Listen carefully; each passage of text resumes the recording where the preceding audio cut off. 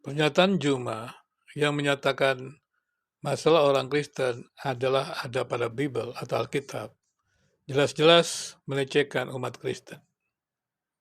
Salah satu kata-kata yang juga melecehkan umat Kristen dan memang juga dipakai oleh mereka-mereka yang disebut bidat Kristen adalah ketika Juma menuduh umat Kristen mainstream atau arus utama menyembah tiga Tuhan.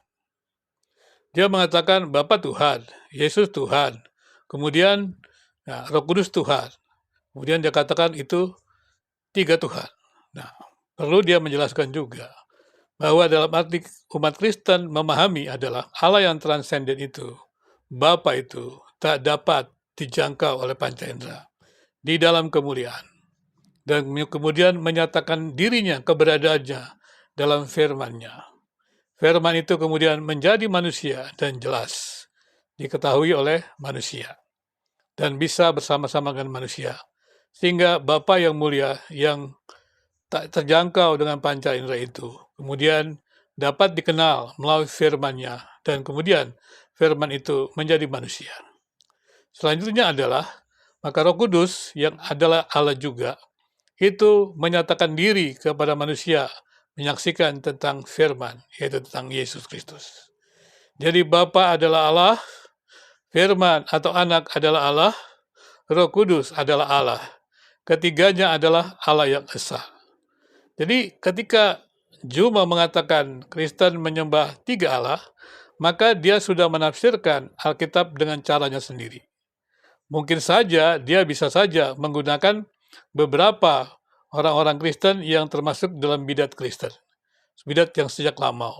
Dan kalau saat-saat ini ada orang yang berpegang tentang bidat-bidat seperti itu, umumnya adalah orang-orang yang tidak berpendidikan tinggi yang baik, atau orang-orang yang tidak belajar teologi yang baik. Setahu saya seperti itu. Nah kemudian, dari hal itu jelas sekali bahwa Juma itu sedang melecehkan kekristenan. Kenapa saya katakan demikian? Bagaimana mungkin dia menafsirkan tentang Alkitab? Masakan dia tidak belajar bagaimana menafsir Alkitab? Tidak ada sebuah penafsiran Alkitab itu bisa ditafsirkan semaunya saja. Karena ketika teks itu diberikan, ayat-ayat itu diberikan, firman Tuhan itu diberikan, itu berada pada ruang dan waktu. Dan kemudian dengan demikian maka harus dijelaskan juga bagaimana penjelasan mengenai kondisi pada waktu firman Tuhan itu disampaikan. Selanjutnya, dia juga harus mengerti bahwa ketika dia membangun doktrin dari Alkitab, misalnya dia menggunakan ayat-ayat Alkitab, mencari ayat-ayat Alkitab, dia harus belajar yang namanya hermeneutika.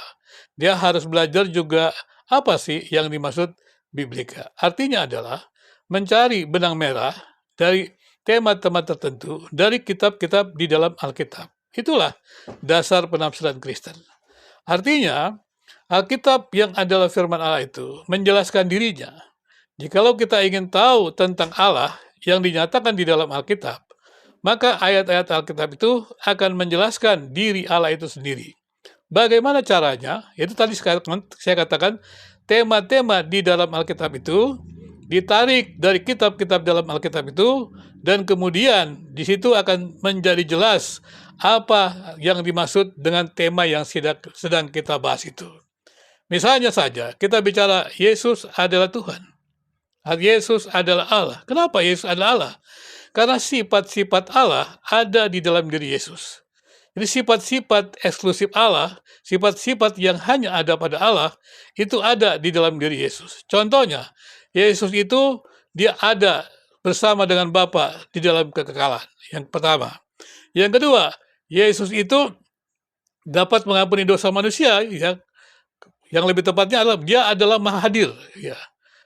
Maha Hadir, dan kemudian dia berarti punya sifat-sifat Allah dan dapat mengampuni dosa manusia.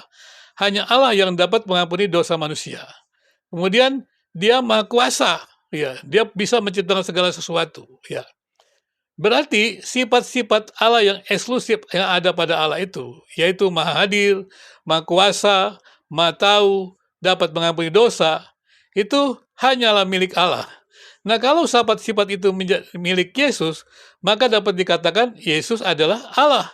Jadi Yesus tidak perlu, "Sembahlah aku Tuhan, sembahlah aku Allah." Karena sifat-sifat Yesus yang dinyatakan di dalam dirinya, yang tidak ada pada apa, maksudnya pada manusia lain kecuali hanya pada Allah, itu jelas menunjukkan bahwa Yesus adalah Allah. Jadi ketika Juma menafsirkan Alkitab dengan seenaknya saja, menurut saya ini juga pelecehan terhadap kekristenan mainstream.